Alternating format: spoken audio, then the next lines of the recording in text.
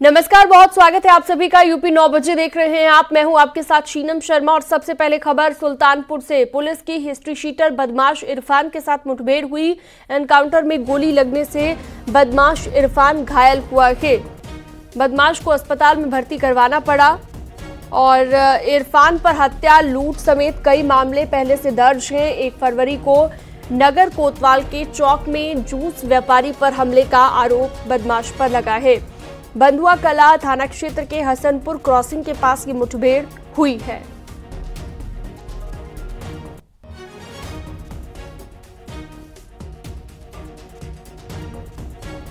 Hasanpur crossing में police मुठभेड़ में इसने पुलिस के ऊपर फायर किया।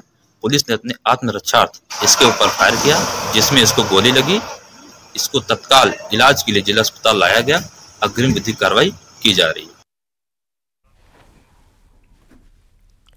ग्रेटर नोएडा में घर के कमरे में 4 शव मिलने से हड़कंप मच गया। कमरे में 2 पुरुष और 2 महिलाओं के शव मिले हैं। पुलिस का ये कहना है कि दम घुटने से सभी की मौत हुई है। पूरा मामला इकोटेक थाना क्षेत्र के तुसियाना गांव का बताया गया है।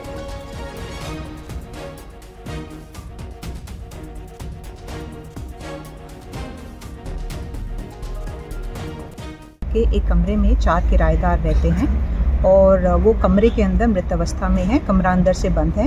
आज पड़ोसियों को जब स्मेल आई तो उन्होंने मकान मालिक को सूचित किया, तो उन लोगों ने जो बंद खिड़कियाँ उसको हल्का सा खोल कर देखने का प्रयास किया और तभी उनको इस बात का आभास हुआ।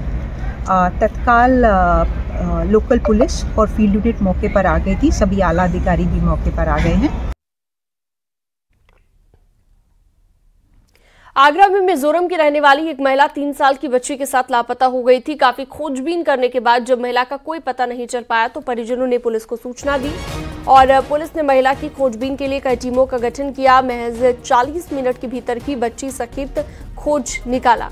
इसके बाद परिजनों के चेहरे पर दोबारा से खुशी आई। परिजन आगरा पुलिस का धन्यवाद करते हुए नजर आए।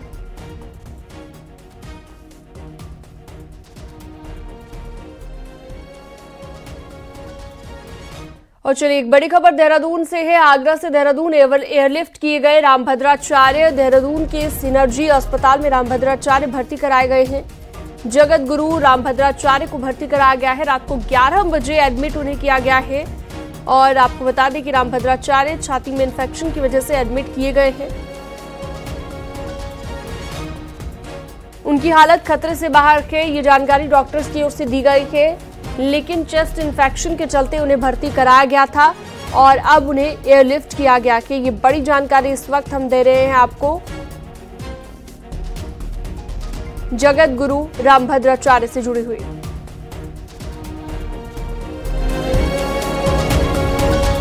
इटावा के उसराहार इलाके के सरैया गांव में भाभी की हत्या करने वाले देवर को पुलिस ने गिरफ्तार कर लिया है। हत्या में प्रयुक्त कुल्हाड़ी भी बरामद कर ली गई है। बताया जा रहा है कि भाभी के साथ जबरदस्ती करने के दौरान युवक ने भाभी की हत्या की थी।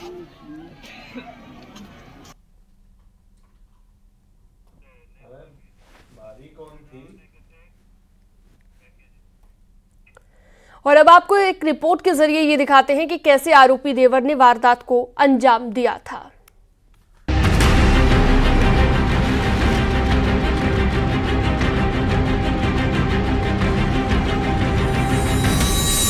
एक तरफा इश्क, रिश्तों का कत्ल,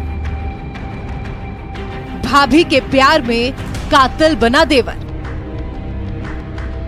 इश्क ना कबूल कर दी भारी भूल। वो भाभी के इश्क में पागल था। मां समान भाभी पर उसकी गंदी नजर थी। रिश्तों के तार तार करने की नीयत ने उसे इस हद तक हैवान बना दिया कि अपनी ही भाभी का कातिल बन गया। एक सिरफिरे देवर ने अपनी ही भाभी की कुल्हाड़ियों से काट करके हत्या कर दी है। ऐसा कहा गया है कि देवर अपनी भाभी पर बुरी नीयत रखता था और उससे रिश्ते बनाना चाहता था। कई दफा कोशिश भी कर चुका था। यह सनसनीखेज घटना उत्तर प्रदेश के इटावा जिले के उसराहार इलाके के सरैया गांव की है। वारदात इटावा के उसराहार इलाके की है।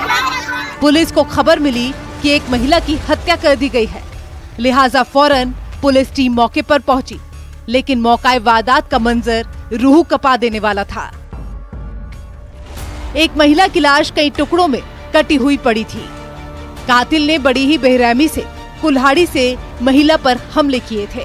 उसराहाड़ थाना जनपद इटावा में देवर भाभी का झगड़ा हो गया था और काफी गाली गलौज और झगड़े के बाद जो है देवर ने भाभी के ऊपर कुल्हाड़ी से प्रहार कर दिया था और उसे काफी गंभीर चोटें आ गई थी। उसका इलाज चल रहा था और अभी कुछ देर पहले उनकी जो है इलाज के दौरान मृत्यु हो गई है। कातिल का नाम पता साफ साफ पता था। गांव के कई लोग कत्ल कांड के गवाह थे, लेकिन एक सवाल का जवाब पुलिस अब भी तलाश रही थी। वो था कत्ल का मकसद। लिहाजा पुलिस ने ग्रामीणों से पूछताछ शुरू की तो हैरान करने वाला सच सामने आया। यानी हत्यारोपी देवर की नीयत अपनी भाभी को लेकर ठीक नहीं थी। आरोप है कि देवर अपनी भाभी से संबंध बनाना चाहता था। उसने कई बार दबाव डाला था। वो अक्सर अपनी भाभी से कहता था कि तुम मेरे साथ रहो, लेकिन भाभी ने जब उसकी मर्जी के खिलाफ जाकर शिकायत की तो देवर ने अंजाम में मौत लिख दी। सनकी टाइप का था। इससे पहले अभी हमने शादी उसकी करवाई थी तो उसने अपनी औरत को छोड़ दिया ऐसे ही मार काट के, तो परेशान होकर भाग गई। फिर ये इस लड़की को परेशान करने लगा, मेरी भतीजी को, तो उसमें सहयोगी हमारे जीजा जी जो थे वो भी रहे। आज उसने जाके कुछ दिनों से, जब से शादी हुई उससे मतलब यही होता, उसकी बहन की शादी होने वाली थी उससे, तो मैंने कर दी भतीजी। इस हिसाब से वो उलझन में रहती थी, तो उसने आज यही फ़ायदा उठा के उसको उसका के और ये काम करवा दिया। उसराहाड़ इलाके में रहने वाले अतर सिंह के 4 बेटे हैं, जिसमें दूसरे नंबर के बेटे प्रदीप कुमार की शादी मोहिनी के साथ हुई थी। उसके 2 छोटे छोटे बच्चे भी हैं।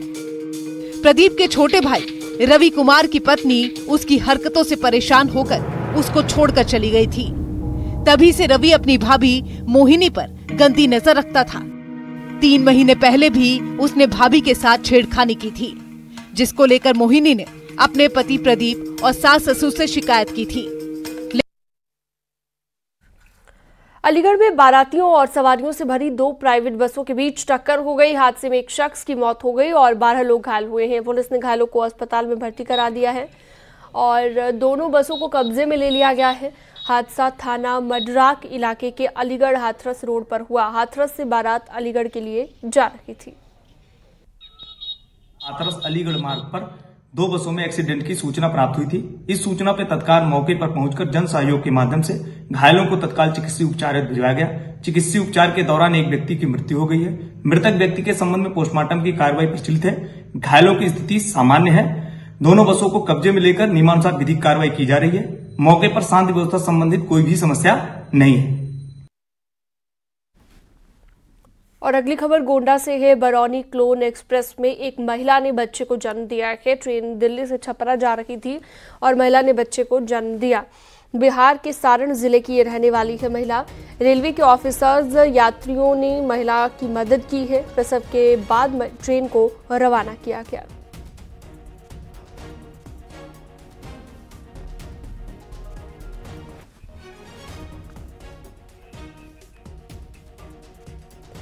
भ्रष्टाचार को लेकर वित्त मंत्री ने विपक्ष को आड़े हाथ लिया और कहा कि जब हम डिजिटल इंडिया की बात कर रहे हैं तो कहीं घरों के अंदर से कैश मिल रहे हैं। जनता भ्रष्टाचारी नेताओं को नहीं चाहती है। Roomfuls of cash. Equally, when we are talking about common man adopting to technology, doing digital payment, you have people sitting with tons of currency notes in their homes. Nowadays, everything is videographed. I can't sit here and say I found so much cash in your house without a proof. So, era is changing. People don't like to have corrupt leaders.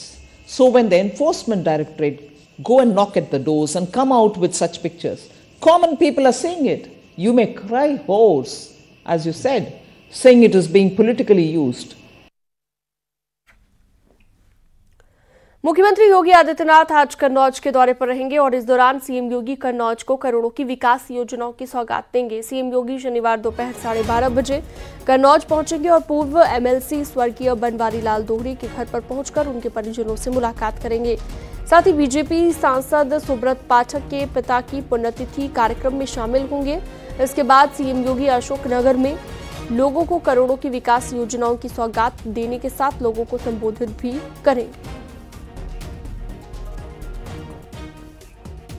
तो वहीं CM Yogi Adityanath आज संत कबीर नगर दौरे पर रहेंगे। मगहर में आयोजित सामूहिक विवाह कार्यक्रम में शामिल होंगे और 591 नवविवाहित जोड़ों को आशीर्वाद देंगे और करीब 359 करोड़ की परियोजनाओं का शिलान्यास और लोकार्पण करेंगे। सीएम योगी कबीर मगहर महोत्सव के समापन कार्यक्रम में शिरकत करेंगे। करीब 3:15 पर संत कबीर नगर पहुंचेंगे। तो वहीं सीएम योगी आदित्यनाथ गोरखपुर के भी दौरे पर रहेंगे और लालडिग्गी इलाके में सीएम दिव्यांग जनों के कार्यक्रम में शिरकत करेंगे। स्पर्श राजकीय दृष्टिबाधित इंटर कॉलेज में दिव्यांगजन द्वारा निर्मित उत्कृष्ट उत्पादों की प्रदर्शनी लगाई गई है। दिव्यांगजन के शैक्षिक पुनर्वास के लिए पुस्तक गैलरी देखेंगे। साथ ही दिव्यांगजनों को उपकरणों का वितरण भी किया जाएगा।